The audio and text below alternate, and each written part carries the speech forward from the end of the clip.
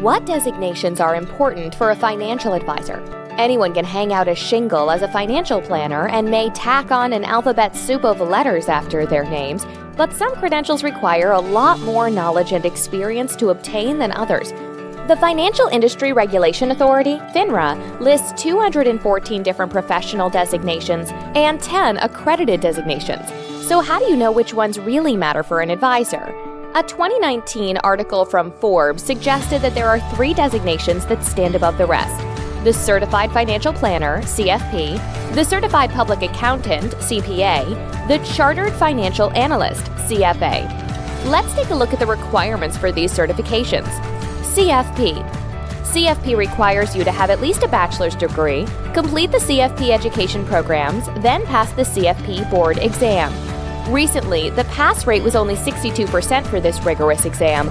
Finally, you also need 6,000 hours of professional experience or 4,000 hours of apprenticeship experience to earn the CFP designation. CPA. The requirements for the CPA are 150 semester hours of relevant coursework and then passing the uniform CPA exam. The pass rate for each section of the CPA exam average between 46.37% to 61.76%.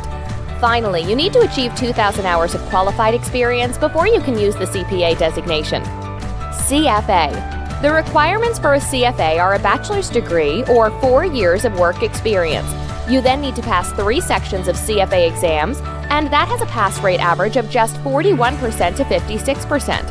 Finally, you'll need to submit multiple reference letters and apply to become a charter holder. Now that we've seen how rigorous the requirements are for the CFP, the CFA, and the CPA, let's compare them to some designations that sound similar but are really not nearly as prestigious as the 3 we just mentioned. Let's compare the CFP side by side with the requirements for a CPFA, or Certified Plan Fiduciary Advisor. The CPFA does not require any undergraduate education and only requires an individual to complete online modules. No experience is required. The exam is only 70 questions over 3 hours. There are no ethics requirements, and the continued education requirement is minimal. Now let's compare the CPA with the requirements for the RAP, or Registered Accounting Professional.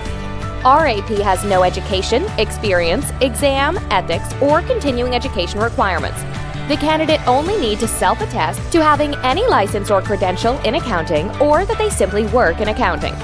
Lastly, let's look at the requirements of the CFA compared to the CPS, or Certified Portfolio Specialist. The CFA requires over 900 hours of study, and the CPS only requires about 40 hours of study. The CPS only has 1 exam, taking approximately 1 hour, whereas the CFA has 3 levels of exams taking approximately 6 hours each. As you can see, not all designations carry the same weight. Some take a weekend to achieve, and others half a decade or more to achieve. So you can see it is imperative to do your research before selecting a financial advisor based on designations.